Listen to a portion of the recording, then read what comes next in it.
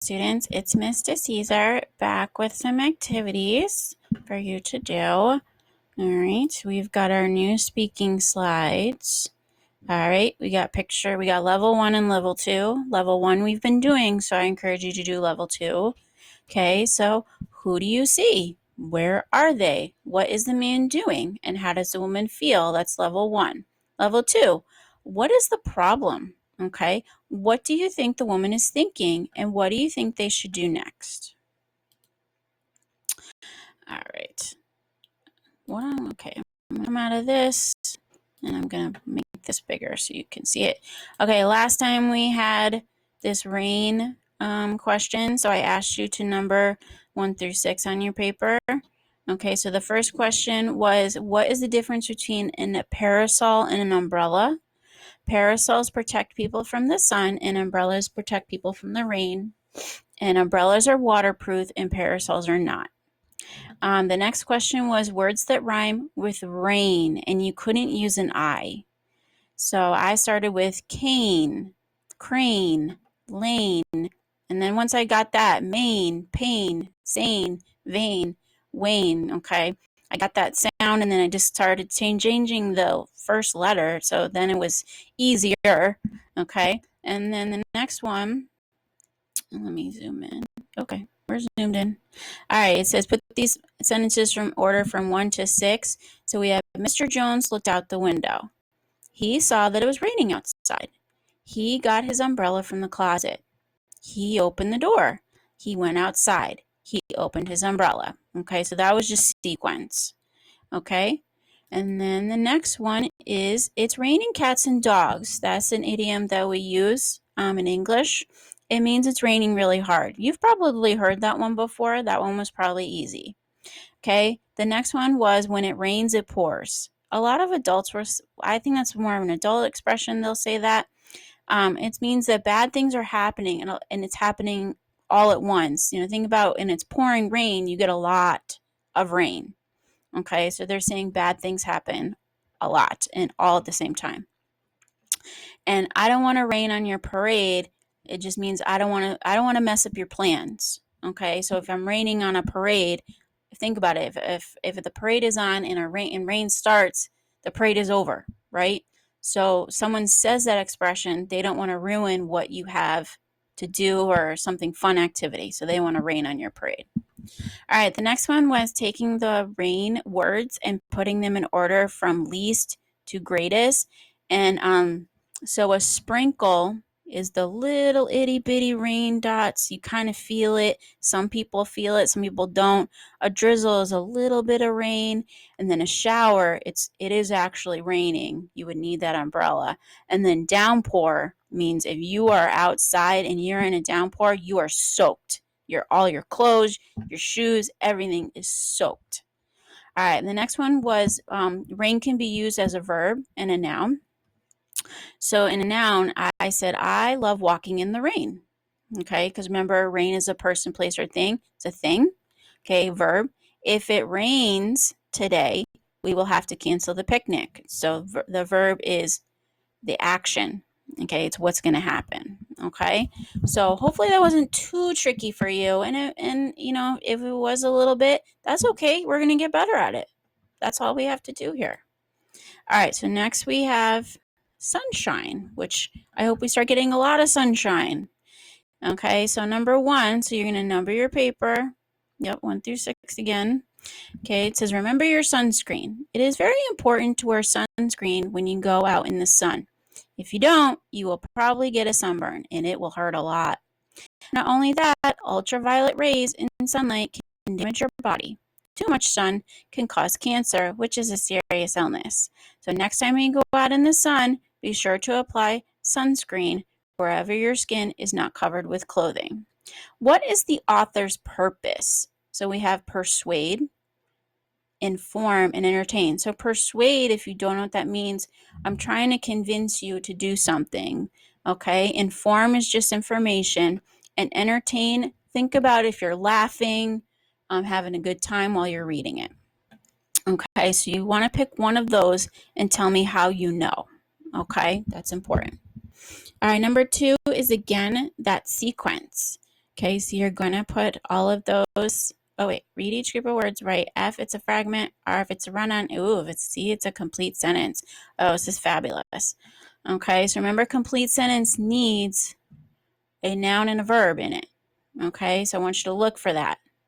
All right, and a run-on, we've talked about that, is when we don't use punctuation at all and the sentence just goes on and goes on and goes on. Okay, fragment is not a sentence. It's not complete at all. So let's see if you can figure those out. All right, so then we have prefix. Remember, prefix is on the beginning of the word. So we have the word, our base word is heat. We all know what heat is. We feel the heat from the sun. We're warm, all of that. So what does reheat mean? It says use the prefix re to make a word on each ray. Okay, and then it says what does the prefix re mean? Not, again, before, wrongly. And then use one of your re-words in a sentence. So that might be tricky. Try and see what you can do. Re-blank, re-blank. I'm sure you can come up with some of them. Some of them we've used a lot. Okay. Number 4, use the line tool to underline all of the compound words on this slide. Okay, what you could do for that one, because you can't write on it. I mean, if you can print this out, that would be great, but I know that some people cannot do that at all. Okay, I want you to pick at least 3 to 4 words that are compound words on this slide, and you can look all around it and pause the video and do all of that to find them. Okay, finish the simile. The sun was as bright as blank. Okay, and we will talk more about simile, but see if you can answer that question. And then 6, fill in the blank for the correct verb tense. We've talked about the ed ending, okay, a lot, and what that means. So hopefully that you will be able to put those in the right in the sentence in the right spots. Okay. If you want to stretch yourself, it says write a paragraph personifying the sun on a new slide. Remember, personification, if you don't remember, is when we take something that isn't alive and we make it alive. You know, like Disney movies always have animals talking and they're wearing clothes. That's personification. Okay, so if you wanted to take the sun and what do you think the sun would think, feel, and say? And you can illustrate your paragraph. So that's something extra you could do. Okay? All right. So again, I'll share those answers with you because some of those were tricky. But I think we need to start to work with a lot of these skills. Okay? All right. So next. All right. We got our listening. I'll back up here. All right. This was our drawing the last time with the kites. All right. So this time we just have a circle. All right, and draw a cloud in the upper left corner. Draw raindrops under the cloud. Draw 2 girls under an umbrella in the lower left corner. Draw a boy above the pond. Draw a puddle of water under the boy. Draw 3 flowers in the lower right corner. Draw a bluebird on the right side of the girls. Draw a worm between the flowers and the bird. And if you want to, you can color it. All right, so writing, okay. We have firemen, policemen, nurses, and doctors, especially now nurses and doctors, are often called heroes. Think about what makes a person a hero. Write a paragraph explaining why firemen, policemen, and nurses or doctors are often called heroes. Also, what you could do, I thought of this, is you could write a nurse or doctor. You could just write a pretty note, a thank you note. You can always mail it to the hospital. I mean, you know, if you know someone that's a nurse or a doctor in your family, you could just write them a nice note and say, you know, thank you for all you're doing for people. Draw them a pretty picture. You could do that as well for writing. I mean, that would be a nice writing assignment for right now. All right. So we talked about last time the man in the boat. And then we had to write a 3-word sentence. I gave you that one. 4, 5, 6, and 7 was what you're going to do on your own. So I wrote for 3, they are fishing. I had to use my noun and had to change it to a pronoun to make it work. Okay, so then I wrote for 4, they are fishing together. For 5, I wrote they are lake fishing together. I was trying to sneak that lake word in because it's an adjective or lake fishing, I'm using it as an adjective. It's also a noun.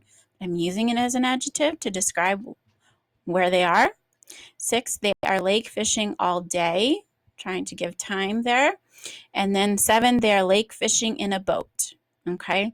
And if that was a challenge, it was a challenge for me too, because so many of my sentences, I wanted them to be like 7, 8, 9 words, but that's some of the number 5, the 5-word sentence was the hardest one, I thought. Okay. All right. So next we have, this really cute doggy. Okay.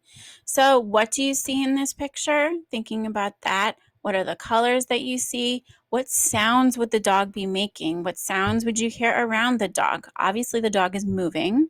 How is it moving? Okay. All of those kinds of things. All right. And then I want you to do the same thing again. I'm not going to give you the 3-word sentence this time, okay? But remember, every single sentence needs a noun and a verb, okay? So think noun. The noun is a dog. That's easy, so start from there, okay? Oh, Granny's Candies time. Last time we had, what did these have in common? Soccer, baseball, and volleyball, okay? Forgot to write the sentence, I apologize. They all are sports that are played out in the summer, okay? So next one is, what do these have in common? And we have a calf, a kitten, and a puppy. Super cute. All right. I know that reading is a little tricky today, but I really want you to try.